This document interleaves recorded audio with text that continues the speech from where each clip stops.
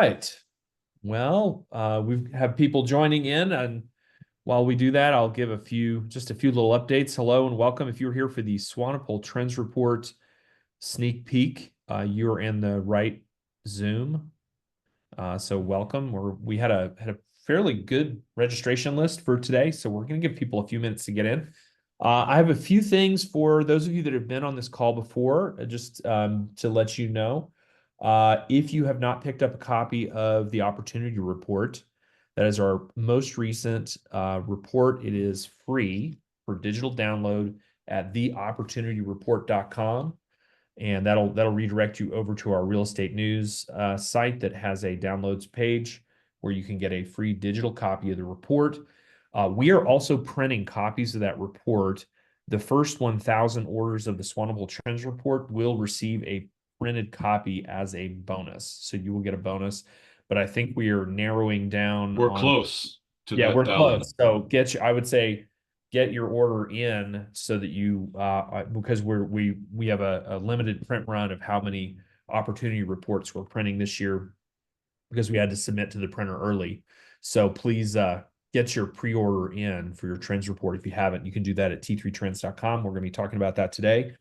We've gotten really strong reception of the opportunity report so far. I know I've gotten dozens of emails and had a few phone calls. I know our team's talking to a lot of people about it. It's very strong, and I think would be good for anybody that is going into a strategy or planning meeting for next year to have the opportunity report on your desk or to have read through it and be prepared to use it. So it's good stuff. So I have here today Paul Hagey, our editor-in-chief of the Swanepoel Trends Report and all of our publications. And today we have planned to talk for this group just a little preview of what's in the Swanepoel Trends Report after putting together a 100 plus page additional bonus report, which is the opportunity report, releasing the T3 Tech Guide at our Tech Summit just about a month ago. We did not slack off and not do the trends report. We've also done the trends report.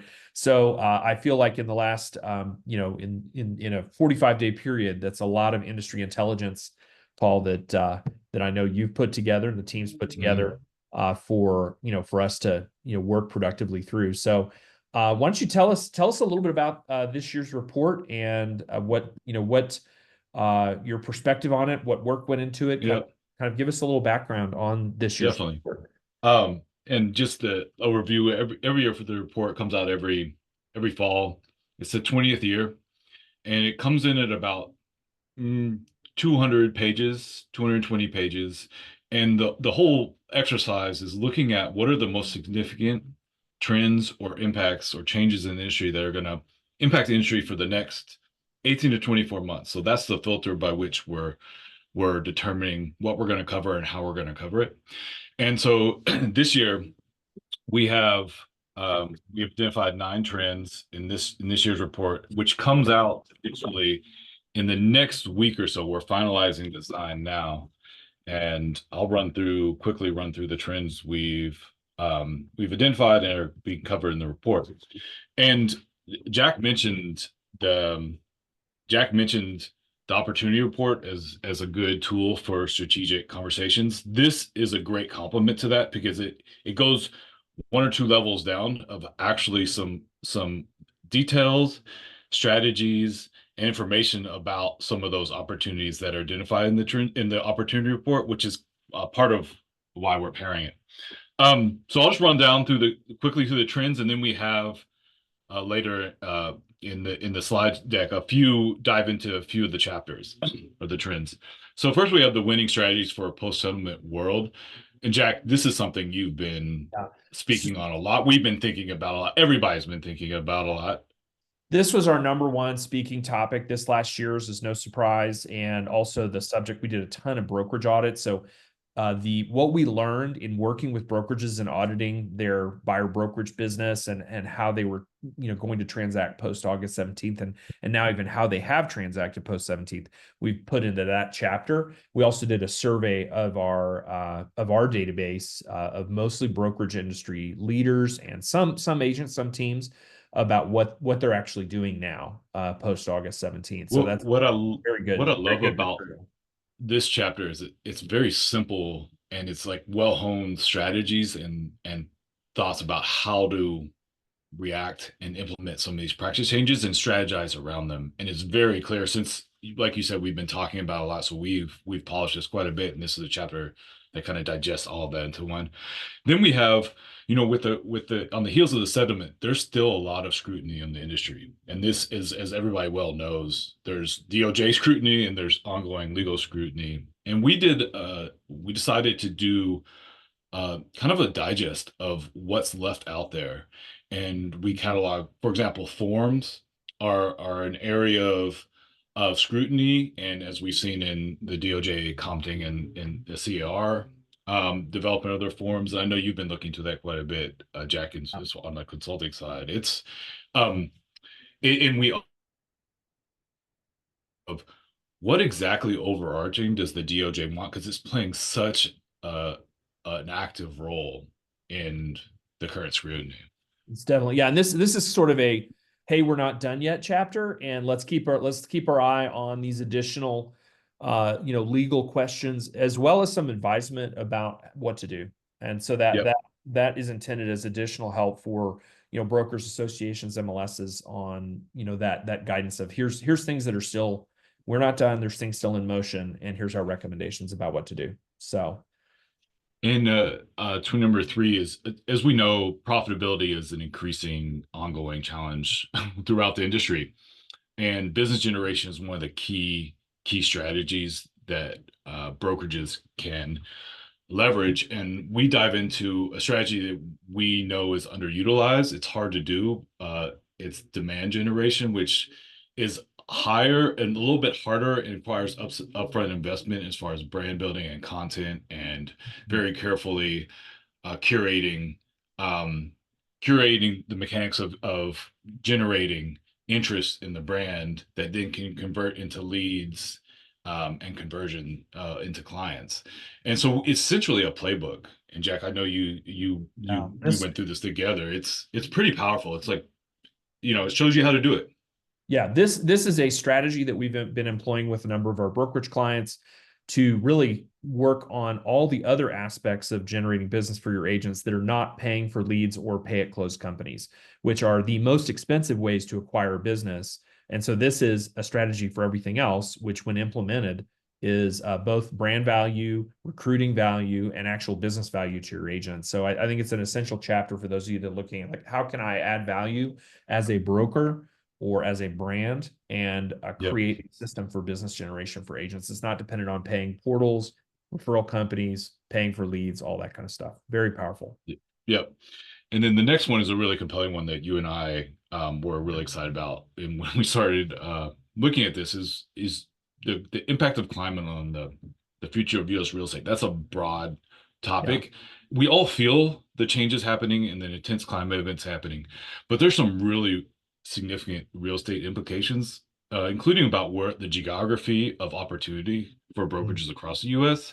And we'll go into this. We have a slide later on this. We'll go into a little bit more detail, but it's a really interesting broad digest of what the science says out is the impact, what's happening, and what the impact is for the Yeah. industry. And this was a big year for this. I mean, you even personally, I know, Paul, were impacted by this, where you live in Asheville, North Carolina, which I think everybody Yep. has heard news, Yep. got completely flooded, and you evacuated, took your family to Georgia. You just moved back Yep. this week. So it's it's impacting more people. Important topic. Important topic. We'll delve into it. I love this It next has one. real, yeah.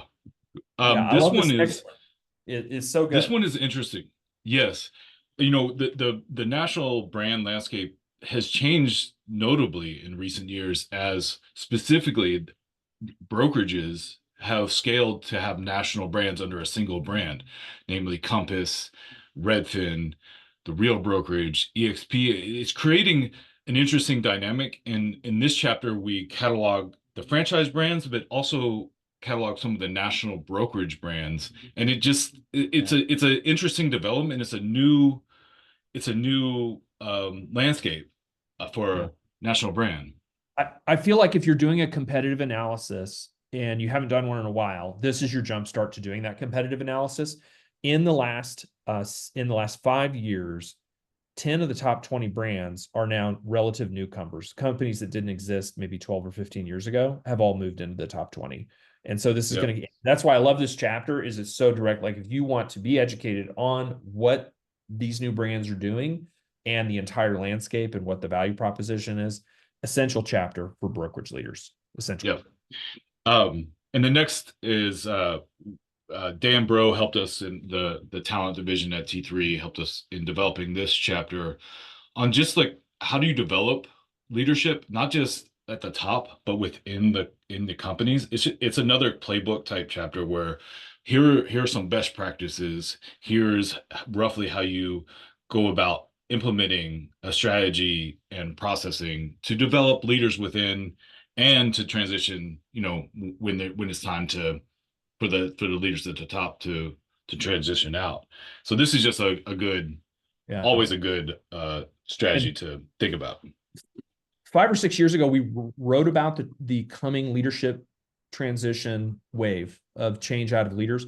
This is really a continuation, and also everything we've learned about watching some companies that have transitioned their leadership, best practices, how to do it, how to develop leaders, all of these things. If you are wanting to either transition yourself into maybe move to the board, this is a chapter read, or develop leaders that could maybe one day run your company. Essential reading. Mm. And the next chapter is a compelling one because we all know that the market is behaving in unusual ways. And we worked with Lisa Sturdivant. She contributed on this chapter, the chief economist at Bright MLS. And we analyze by the numbers, like what's happening. We all know it's unusual. Now, what is happening that's unusual specifically, and then what factors or housing market elements should you monitor to get a real feel of what's happening? And it's a really compelling chapter, a lot of numbers, a lot of analysis, but it does give you, I know I came away with it with an understanding of, okay, here's some of the metrics we can look at that may be playing a bigger role than they have in the past in assessing what's happening in the market. Yeah, and I love Uh, Lisa's thinking on this. She presents really well as an economist. I love because she's very approachable. She's very down to earth. So her breaking that down for us in this chapter, again, I think essential reading for trending what's happening with the economy. Yep. And another numbers heavy chapter in the next is we have a lot of data at the company, and we sliced and diced it in a variety of ways, and we just give the numbers behind some of the larger industry trends that are occurring right now, including consolidation and increasing competition, and then a digest of what consumers are wanting, and how that consumer behavior and activity has kind of changed and evolved over in recent years, over the last couple of decades, actually. So it's just a really insightful, if you're strategizing and developing, you can kind of see where things are now and what some of the pressure points are in the competitive landscape. Mm. And then in trend 9, this is a digest of the opportunity report. As you know, Jack, you just gave a great introduction on. This just kind of gives a short synopsis of how to use it, what it is, and how to use it. And I think it's a very valuable complement to pairing with the opportunity report itself and also the trends report as a whole. Um, shall we get into some chapters? We have a Yeah, few let's slides to go jump into into. some. Let's give a Okay. little bit of a preview. I know you've pulled some charts and some Yep. pieces of those out just for us to quickly run through, so you can see a little bit behind the Yep. scenes what's there. As is de rigueur now, we're talking about commissions some in this presentation, so we'll read the antitrust disclosure. Real estate agents and brokers should not discuss fees or commissions with other brokers, as it is a violation of the Sherman Antitrust Act, which prohibits price fixing, group boycotting, and other antitrust violations. Okay.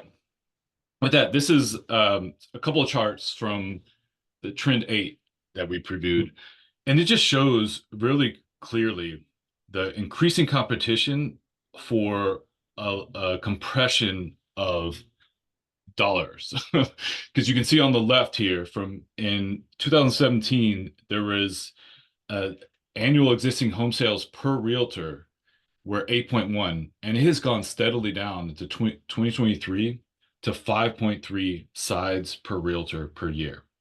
And it just shows you it's a continual, the competition just going up and up and up for home sales and transactions, and that's part of what's driving some of the consolidation. You can see on the right the commission rates. This is an analysis of Anywhere Real Estate's reported commission rates in their 10Ks of their brokerage and their franchise business, and you can see that um, they have a pretty broad scope across the U.S. in all types of markets, and this gives you a general idea of what's happening with the rates and what brokerages are achieving. You can see again a pretty steady downward trend, Yeah. which increases competition and lowers the margins and Yeah. compresses Yeah. everything I in have the a lot market. to say about this because we're in our survey from our chapter on the post-settlement changes. There are a number of agents that are reporting on the buy side that, especially the experienced ones, that they're actually making more than they were Yep. before. It's not a majority, but those that are explaining their value proposition, this downward trend was really all driven by the conversation just with the seller for a long time, because the seller was really setting the price for both sides of the services. And now the buyer's agents are doing it separately. We may see a counter trend here in buy side services, which is interesting. So Yep. I would love to see this in 2025, and we will be tracking it, yeah, get a full year under our belts. How did these rates change over time? I know we're all watching that. And then well, and I know this, this is a little sidebar before you jump off this slide. A little sidebar is I know we're going to be doing some quarterly updates to the report, yep, and that is great fodder for like, okay, what are people seeing now in terms of yep. their own, are they up, down, or level with commission rates from their prior years of experience. So which is what we did in our last survey. Yep. So really good. And this next chart just shows some of the consolidation and the performance at the top among the largest companies.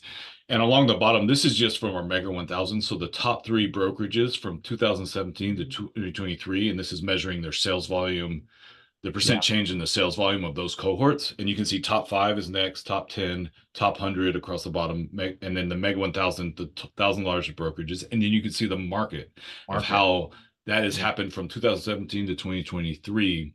And what you see very clearly is the trend.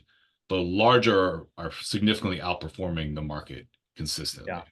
Yeah. This is sales volume concentration followed by unit volume concentration is happening. So we're seeing the top 1,000 companies are becoming more productive than the market, more productive than the rest of the industry.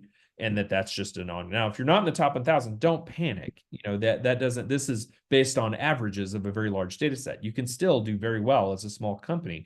It's just say the prevailing trend is we're seeing the bigger companies taking a larger share of the sales volume growth and a larger share of the unit volume. So that's I mean, like, the that's, top 5 and the top 10 yeah, really, outpace the market by 5x over that yeah, really span not. in the sales volume category. Yeah, yeah, good Yeah. stuff. Um, this is a little chart from the housing stats or housing market chapter that we analyzed, and this is just one of the factors that we pulled in to help. What should we monitor instead of some of the traditional metrics associated with assessing the status of the market, like the economy and regulation, and of course mortgage rates. This is like some of the demographic changes that are happening. We all know that housing formation is starting at later ages for folks, but you can see here, this just shows between 1981 and 2023, the median age of buyers has jumped quite a Yeah, bit. You can see on the right hand side of the chart, this is all buyers. The median age was 31 in 1981, and the median age is 49 in 2023. That's a yeah. significantly different type of buyer, and part of this is affordability, part of this is changes in demographics, but this is significantly, we have a different market there for buyers, Jack.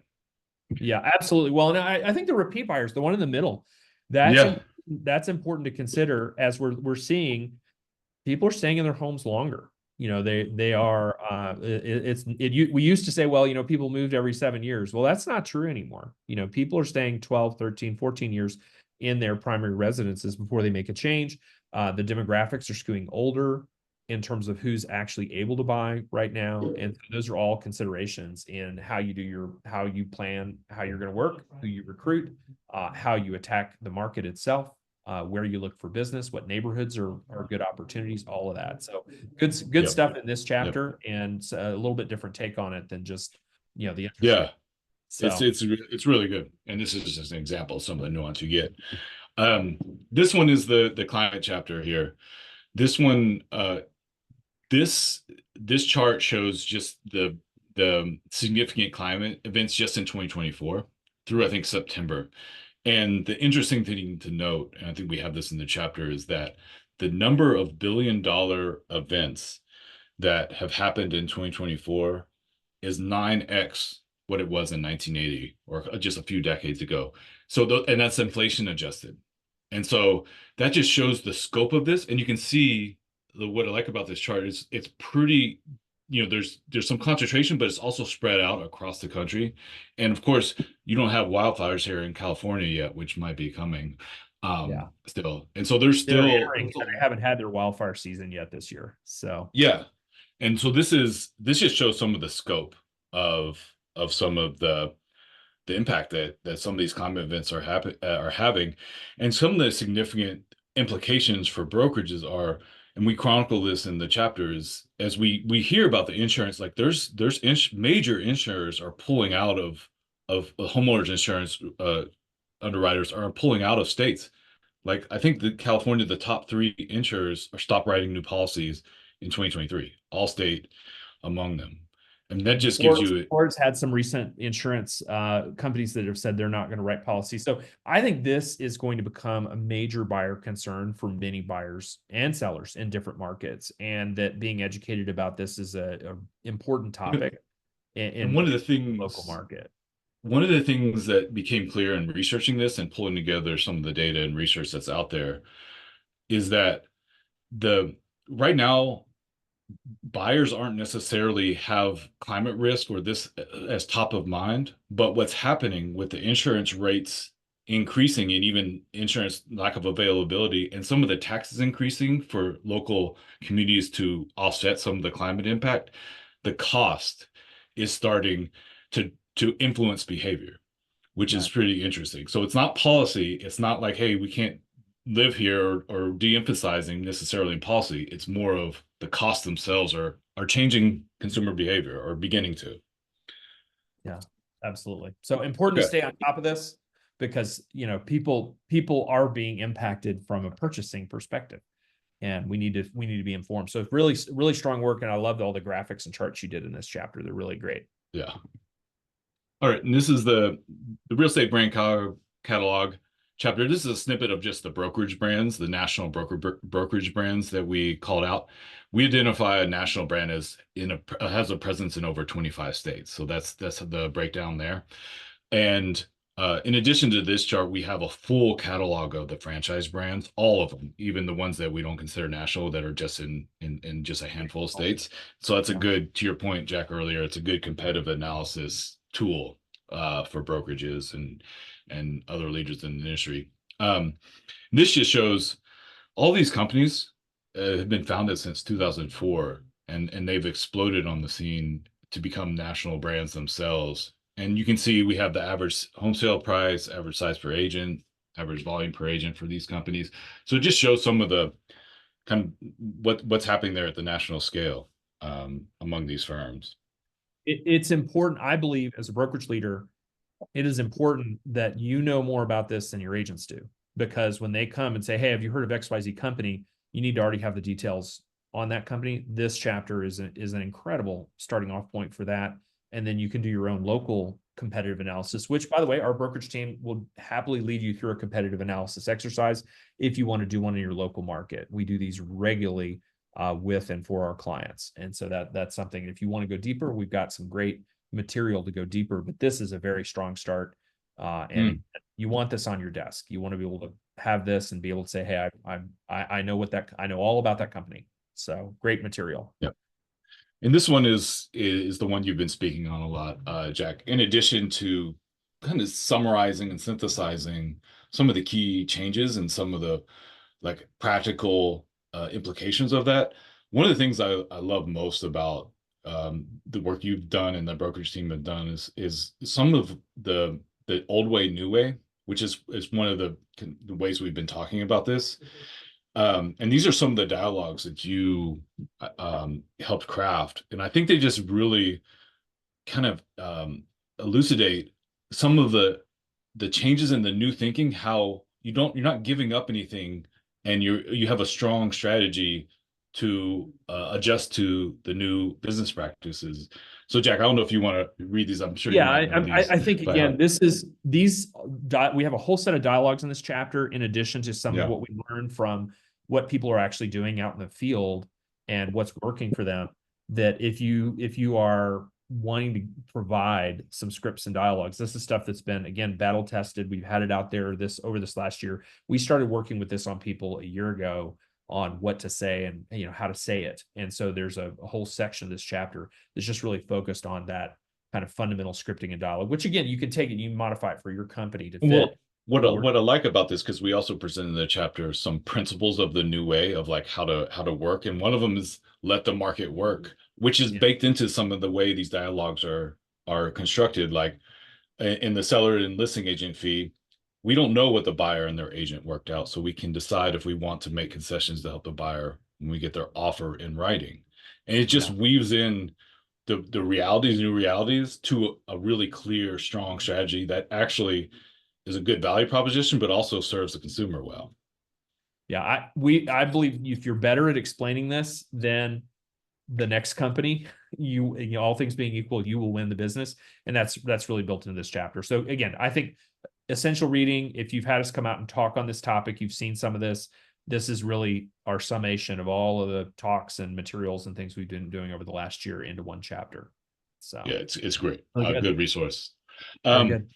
so this is where folks, you can get it now. There's still pre-order pricing that ends pretty soon. So now's a good time to get the report, and you can go just order it at t3trends.com Yeah. and see the packages we have available.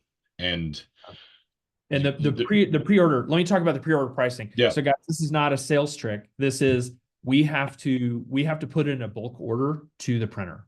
And we're yeah, going to be putting in the bulk order probably around the 10th of November, approximately. So anything basically until we make that order, we'll accept pre-orders yeah, and offer the best pricing and the best bulk pricing, because then we can go to the printer and say, hey, we need another 300, 400 copies, and we can get that good pricing for you. And also, if you pre-order, then you'll be in the first batch that gets shipped out. So as soon as the books are printed, they'll ship them out. You'll have them in your hands, probably the first 10 days in December is what we're seeing yep, delivery time frames.